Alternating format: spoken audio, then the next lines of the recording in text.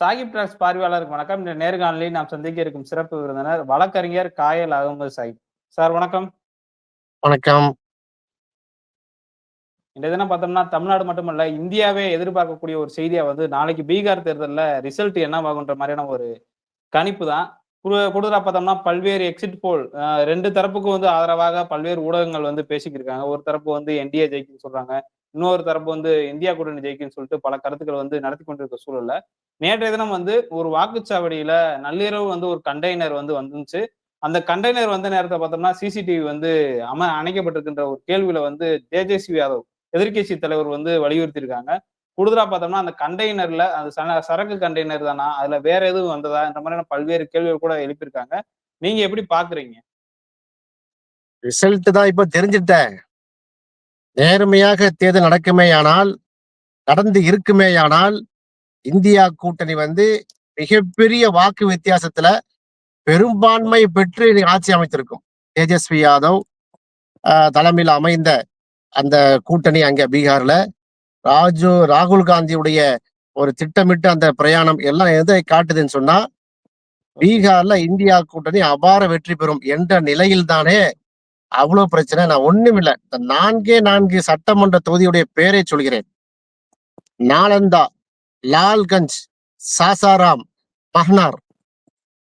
நாலந்தா, சாசாராம், லால்கஞ்ச், மஹ்னார். இந்த 4 தொகுதியிலையும் இருக்கக்கூடிய பீகாரோட சட்டமன்ற தொகுதி.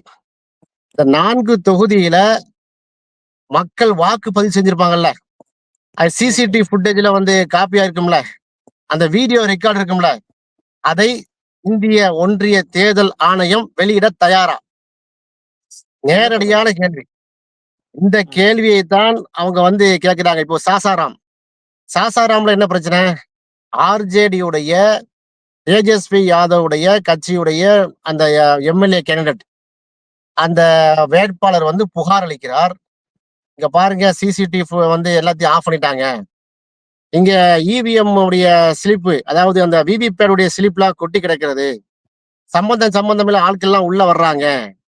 இங்க ஓட்டு திருட்டு நடக்குது. அங்க அதிகாரியே துணை போகிறார். வெளியில இருந்து ஆட்களை கூட்டு இறக்குறாங்க.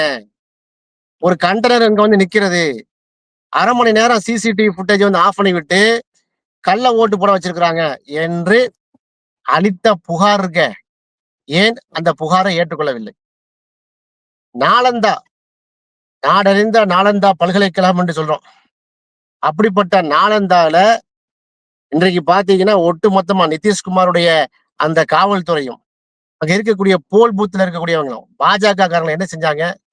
ஒரு கண்டெய்னர் உள்ளே வருகிறது. எந்த கண்டெய்னர் போலீஸ் பாதுகாப்போடு வருகிறது. பொதுமக்கள் என்ன செய்யறாங்க? சுற்றி வர நின்று அந்த கண்டெய்னரை கைப்பற்றுறாங்க. காட்டு தீயாக விஷயம் பரவுகிறது. பெரிய ஊடகங்கள்லாம் சொல்லப்படவில்லை. லோக்கல் சேனல்ல போடுறாங்க. வாட்ஸ்அப்ல வீடியோக்கள்லாம் வெளியே வந்து கொண்டிருக்கிறது சமூக ஊடகங்கள்ல. கடைசியில உள்ள பார்த்தா ஃபுல்லா இவிஎம் மிஷின். இந்த இவிஎம் மிஷினுக்கு என்னையா பதிலு என்று கேட்டால், ரிசர்வ் இவிஎம் அதெல்லாம். அதான் ரிசர்வ் இவிஎம். சரி, ஏதாவது அந்த நாலந்தாவுல, சாசாராம்ல, லால்கஞ்சில, மஹ்னார் இந்த 4 தொகுதிகள்லயும் இதே ரிசர்வ் இவிஎம் சுற்றி சுற்றி வந்தது. அந்த கண்டெய்னரு அங்க ஏதாவது இமெயில் டேமேஜ் ஆச்சா? இல்ல, இந்த கண்டெய்னர் வாக்கு நைட்டா பகல்லையா? அந்த இரவு ஒரு 7-8 மணிக்கு. அதான் வாக்குப்பதிவு எல்லாம் முடிந்த பிறகு சொல்றேன் நான். அப்ப அங்க இருக்கக்கூடிய பூத் ஏஜென்ட்கள் என்ன செய்யறாங்க? அங்க பெட்டியை பாதுகாக்க வேண்டும் என்று அந்த அந்த பாதுகாப்புக்காக இருந்தவர்கள், இந்தியா கூட்டணி கட்சியினுடைய அந்த பிஎல்ஓஸ் பூத் ஏஜென்ட்கள் தகவல் கொடுக்குறாங்க.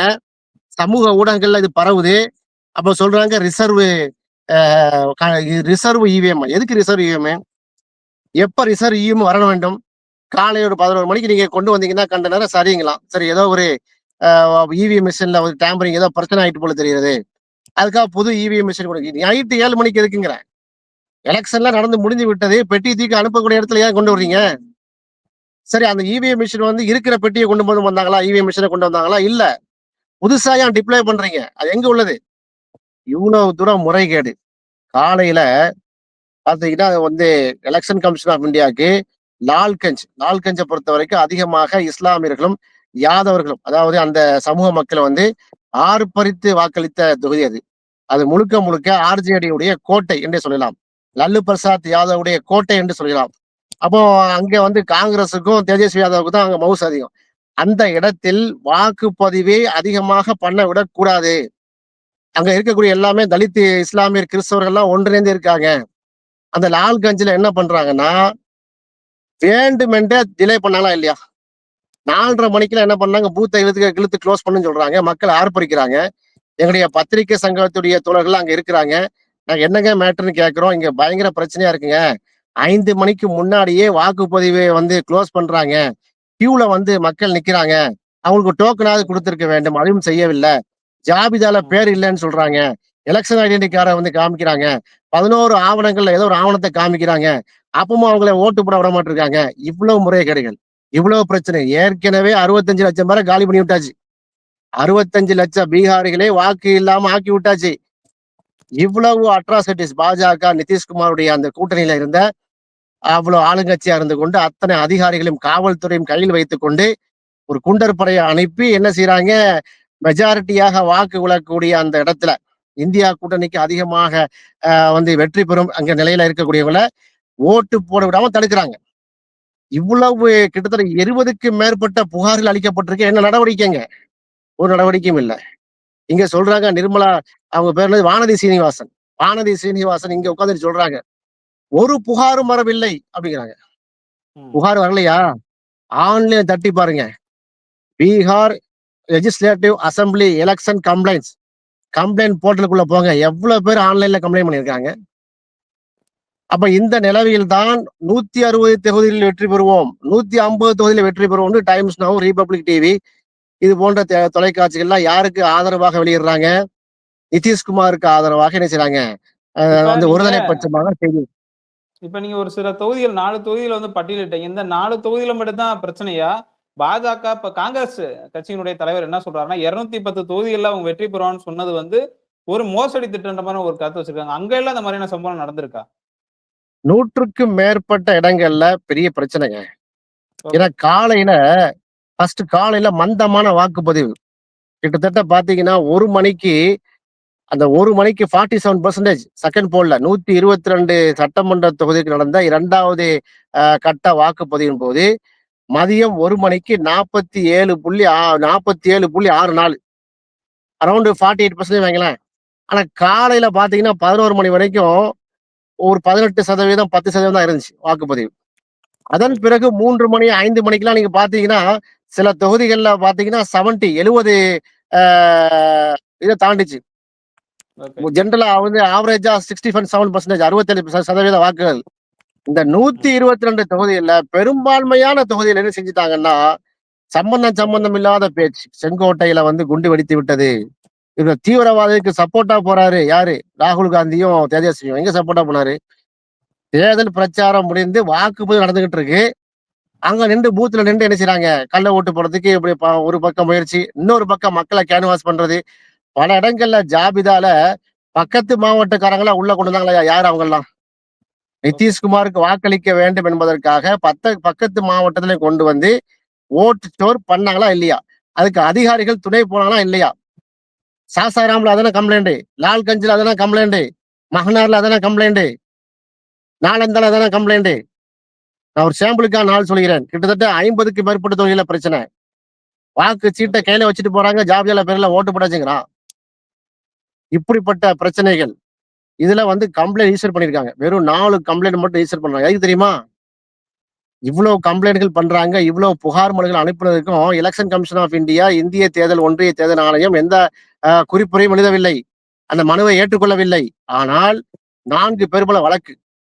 எதுக்குன்னா அந்த சின்ன பசங்க, ஃபர்ஸ்ட் டைம் ஓட்டர்லாம் இருப்பாங்கல்ல, அவங்க போய் ஒரு மொபைல் போனை உள்ள கொண்டு போய் நான் ஓட்டு போட்டேன்னு என்ன செஞ்சா, அவன் செல்ஃபி எடுத்துட்டான். ஒரு விளையாட்டு போக்க செய்யக்கூடாது, தப்பு. சட்டப்படி வந்து என்ன செய்யக்கூடாது, நான் யாருக்கு வாக்களித்தேன் என்பதை வெளியே சொல்லக்கூடாது. அது வந்து சட்டப்படி குற்றம். அந்த 4 பசங்களையும் பிடிச்சிட்டு போய் நீ கேஸ் போட்டிருக்காங்கல்ல, இந்த விடல பசங்க வந்து வயசு பசங்க 4 பேர் பண்ணதுக்கு வந்து அவ்வளவு ஆக்ரோஷமாக வந்து ஆக்ஷன் பண்ண நடவடிக்கை எடுத்த தேர்தல் ஆணையம் இவ்வளவு கம்ப்ளைண்ட், இவிஎம் டாம்பரிங், சிசிடிவி ஃபுட்டேஜை வந்து க்ளோஸ் பண்ண கரண்ட்டை ஆஃப் பண்றாங்க. கண்டெய்னர் உள்ளே வருகிறது. விவிபேட் உடைய ஒப்பிகை சீட்டு வந்து கொட்டப்படுகிறது. கீழே கொட்டப்படுகிறது. பல பேருக்கு வந்து வாக்கு இல்லைன்னு இது என்ன செய்றாங்க? விரட்டி அடிக்கிறாங்க. 5 மணிக்கு முன்னாடியே போல் பூத்த என்ன செய்றாங்க? வாக்குச்சாவடி மையத்த வந்து இழுத்து பூட்டுறாங்க. இதுக்கெல்லாம் ஓகே. நடவடிக்கை என்ன? சரி பணப்பட்டுவாடா ஏன் செஞ்சாங்க? காவல்துறை வாகனத்த வந்து சிறைபிடிக்கப்பட்டுச்சா இல்லையா? ஒரு இடத்துல வந்து வீடியோ ஃபுட்டேஜ் வருகிறது. காவல்துறை வாகனத்த சிறைபிடி என்னன்னா, காவல்துறை வாகனத்திலேயே பணத்த கொண்டு வந்தாங்களாம். எவ்வளவு அநியாயமாங்க. வேலையே மேரமா இல்லையா? பணம் குடுத்தா காவல்துறை பிடிக்க வேண்டும். அப்ப காவல்துறை யாரு கட்டுப்பாட்டுல இருக்குது? முதலமைச்சருடைய கட்டுப்பாட்டுல. முதலமைச்சர் யாரு? நிதிஷ்குமாரு. அப்ப இந்த அளவுக்கு வந்து அரச பயங்கரவாதம் தலைவிரித்து ஆடியிருக்கிறது. நேர்மையாக நடந்திருந்தால் மெஜாரிட்டியா வந்திருக்கும். இதையும் தாண்டி மக்கள் என்ன சொல்றாங்க? இதையும் தாண்டி அங்கே வந்து பீகார்ல வந்து இந்தியா கூட்டணி தான் வெற்றி பெறும். தேஜஸ்வி யாதவ் தான் எங்களுடைய வந்து முதலமைச்சர் என்று சொல்கிறார்கள். பார்க்கலாம். நாளைக்கு என்ன நடக்குது ஓகே. என்று. இப்ப அதுல என்ன சொல்றாங்கன்னா, சிசிடிவி அணைக்கப்பட்டிருக்குன்னு சொன்னாங்க. அது பர்ட்டிகுலரான ஒரு தொகுதி மட்டும் தானா? பல இடங்கள்ல அந்த அந்த பெட்டி இருக்க இடங்கள்லாம் அணைக்கப்பட்டிருக்கா? இல்ல ஊடக தொலைக்காட்சியில வந்து சொன்னது வந்துட்டு சாசாராம்லயும் சொன்னாங்க. லால்கஞ்சிலையும் ஓகே. சொல்லியிருக்கிறாங்க. சரியா? ஒரு 2, 3 தொகுதிய சொல்லியிருக்கிறாங்க. ஆனா பெரும்பான்மையா நடந்திருக்கு அது. இனி ஓ! இப்பதான் ரிப்போர்ட் வந்து கொண்டே இருக்கிறது. முழுமையாக அந்த ரிப்போர்ட் வந்தா தான் தெரியும் என்ன மேட்டர்ன்னு. இந்த சம்பவம் ஒரு புறம் இருந்தாலும், தமிழ்நாட்டிலயும் முதலமைச்சர் தொகுதியிலே வந்து பல்வேறு போலி வாக்காளர்லாம் இருக்காங்கன்ற மாரியான ஒரு கருத்த வந்து பினான்ஸ் மினிஸ்டர் நிர்மலா சீதாராமன் சொல்லியிருக்காங்க. அந்த கருத்த எப்படி பார்க்குறீங்க? அவங்க சீதாராம்ஜி பொறுத்தவரைக்கும் தமிழ்நாட்டின் மீது ரொம்ப அக்கறை கொண்டவர்கள். தமிழ்நாட்டுல ஒக்கி புயல், கஜா புயல் இது வந்து இயற்கை சீற்றம் நடக்கும்போதெல்லாம் அள்ளி கொடுத்த வள்ளல் பெருந்தகை இல்லையா? தமிழ்நாட்டு மீது அவ்வளவு அக்கறை. நிர்மலா சீதாராம் எதுல உள்ள என்ன அமைச்சரு? நிதி அமைச்சர். நிதி அமைச்சர் தமிழ்நாட்டுக்கு தந்த நிதி என்ன? ஜிஎஸ்டி நிலுவைத் வந்துருச்சா? பிஎம் சார் வந்துச்சா? ஜிஎஸ்டி நிலுவைத் வந்துச்சா? தந்தாங்களா? கரடியா கத்திரமா தரல. பிஎம் ஸ்ரீ ஃபண்டு கல்விக்கான தொகை வந்துச்சா? வரல. ஒக்கி புயல், கஜா புயல், எத்தனை புயல், எத்தனை இயற்கை சீற்றங்கள், பேரிடர்கள், தொடர் மழை வெள்ளம் ஒதுக்குமே தரல. இப்ப எதை கமெண்ட் பண்றாங்க? முதலமைச்சருடைய குளத்தூர் தொகுதியிலேயே வந்து கள்ள ஓட்டு இருக்கு. அவங்களுக்கு தான் தெரியும். நிர்மலா சீதாராமன் தெரியும் யாரையெல்லாம் அனுப்பி வச்சிருக்காங்க. வடநாட்டுல இருந்து யாரெல்லாம் குளத்தூர் தொகுதியில வந்து யாரெல்லாம் அவர் போட்டிருக்காங்கிறது அவங்களுக்கு தான் தெரியும். அனுப்பி வச்சவங்க அவங்க தானே. அப்ப நிர்மலா சீதாராம தான் என்ன செய்யணும்? விசாரிக்க வேண்டும். யாரெல்லாம் நீங்க அனுப்பி வச்சு குளத்தூர் தொகுதியில வந்து புதுசா நீங்க வந்து வாக்கு கள்ள ஓட்டு போடுறதுக்காக வேண்டி இருக்க வச்சீங்க அப்படிங்கிற விசாரணை பண்ணாங்கன்னா தெளிவா தெரிஞ்சுவிடும்.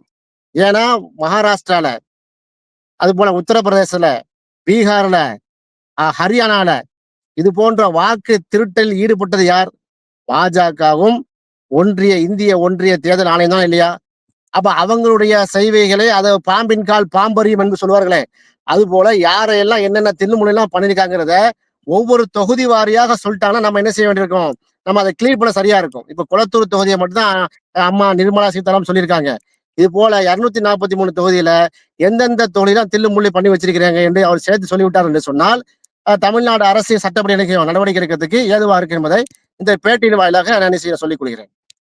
Okay sir. பீகார் தேர்தல் அந்த சர்ச்சையான தொகுதி குறித்தும், அந்த அணைத்து வைக்கப்பட்ட சிசிடிவி, கண்டெய்னர் குறித்து பல்வேறு கருத்துக்கள்லாம் பகிர்ந்திருக்கீங்க. கூடுதலா பார்த்தோம்னா, ஒன்றிய நிதி அமைச்சராக இருக்கக்கூடிய நிர்மலா சீதாராமன் அவர்கள் கேள்வி எழுப்பினது கூட தக்க பதிலடி குடுத்திருக்கீங்க. மிக்க நன்றி சார். நன்றி.